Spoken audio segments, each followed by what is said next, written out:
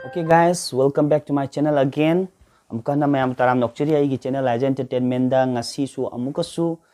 aina reaction video amtang semjagi yam nungai ba amani sina kari matang da hab kandar aigi reaction ni matang sida aina yam ngangning ba yam haining ba yam matang yam yawai da yam DJ Soda akhoi gi fauba singer then DJ artist akhoi gi DJ Soidana akhoi Imphal da yorakiba amusu Imphal Manipur da leira matungda mana mafam kaya chatlaga amasung mabu reception tawkiba amasung magi show tawkiba patsoi da tawkiba do DJ Soda gi video collection matek tawjaraga aina react tawjabani yam nungai ba aina haining ba aina react tawning ba reaction tawning ba adugumba matang yam yauri aduna ai mayam da reaction video ina semjarabani ko amtang yengminasi ai on tawjage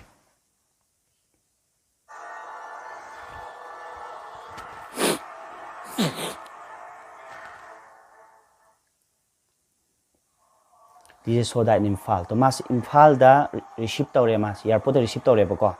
Magi dress yengbiyu ba. Dress yengbiyu ba khoi gi culture si yam to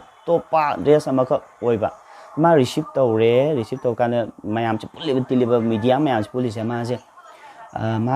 masi yam ngak chabai thare magi makuk sida marai bak sida khoi chandon number laisa number natraga sindur number amadi kainom taw doriya ba. Ma nai je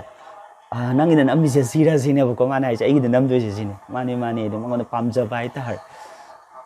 akhoi culture de mi amala ga so akhoi culture am uchai da ko mi am tile mi am chin ki ai isam su chat ke ba ko sigi kano sin thi am ba du airport da khoi obungam kidre mai so yeng ba chat ki bani to mayam je ango bu si bi ba gum na ma se yai pre law re ba ko mayam ne yai pre law na ma se kari no artha kam na te artha kam ta khang bi ba na te ma lao si yai phre lao ri je kai no ka khang bina te pang lao bin then sina function du ni ko sina khoi magi show to ki badu ne ba ko ma stage se chong sara mi su kri inai mi wan thana ba ga yawe ko sila mi yaman dana su ki me magi show se yang ba ticket ka phang na da bin ada magi show manung du da ne magi yam phajaki yam nakchal laga dei ka khoi yeng mangam khidre yengminase ko yam phajaki oi adugumba pauba artist international gi thaki artist amaka khoi gi manipur da lakpiram ba gai base amrun laiba phabani den singa sai gi sindo angle amade lobani ko ma se laaga sai gi duna akhoi plane level da loba angle sina mathak te khitang lawrak pa angle ni ko sigi sin matek se anga sai gi akhoi gi mai receive to bagi airport receive to bagi matang du ni ko masi akhoi chutney bi gi matungina akhoi gi dress akhoi traditional attire akhoi manipur traditional dress set pi bani atama se kaithien da ka changbani ko akhoi gi ma kaithien da ka changbani masi dress akhoi gi manipur gi dress ma gi kuchu si yam phajaba ma kuchu si khuphaja amani ko sak sidi kya kana phajabadi nata bani ma se mit ka yam kana phajadab ne ko adu ma gi kuchu yam phajaba figure phajaba adu dai akhoi gi Manipuri dress ka session ki facility kari hai ni phajabada loire ko sana da tampha thin bai budu haina budu ko thune ko phajaki bai tare ko rama se khoi si kaithien sang bagi matang ni ko sim tang se yemina se matiam tang se kuti yam tight oi mangon de pi ma sa amung tang thengja ge amung tang khut sokja ge ai ba sidi loire asu ki batik ya me photo nam laga ngatang ngi autograph am ta lo ge adu dang te khut am tang so o ge ba khang mi ni kre ina bi ni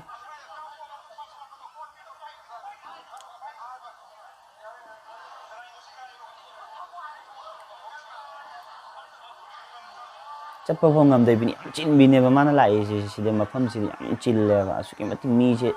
tin bai ta de ma bi yeng je ge am ta bi ko am tu u je ba phang je ge ba gi wakhalon lak pa am yaw ri ba den si ngo phajadre ngo si yellow color da man dress se laga sida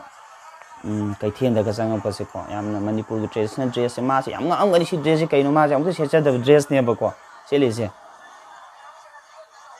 ai di ma khoi di sum ena matat makai se laga sum mai ja bi du ne ba comfortable bi du ne si ga se yam ni chet pa de phajara ga sum ma de am comfortable oi ra moi du ne ba ko adu si kaithien da ima kaithien da sang pa matang ne ba ko mana si dress sida dance tawri sem ti sigi akhoi dress sida to khoi DJ to wi matani mai so da ko akhoi dress se laga mane dance siga dress siga chana brengu ne ko sigi dance mane tawri ba dance siga dress siga ti chana bro watra adu hor mane ba tawri ipak ta pa e pha ta phajare mayam yeng te yeng ninge ko ai pho comment se tawning man da react se tawri ne reaction video se sem ge na kal mayam bi da mak ta sem khale ra mine ba chi music matang si di aina kita edit tawra hapchal bane ko simadi me waro bi be yade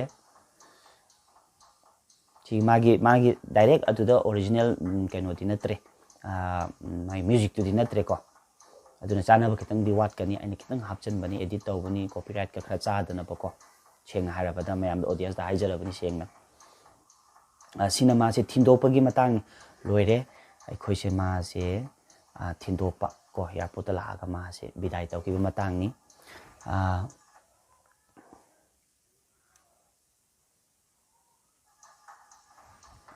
si matang si thindop pe matang camera se mal thindop ko manung si de paw kem car manung si de camera se am tong su click ta ho gya am tong su video la ho gya ba se mayam se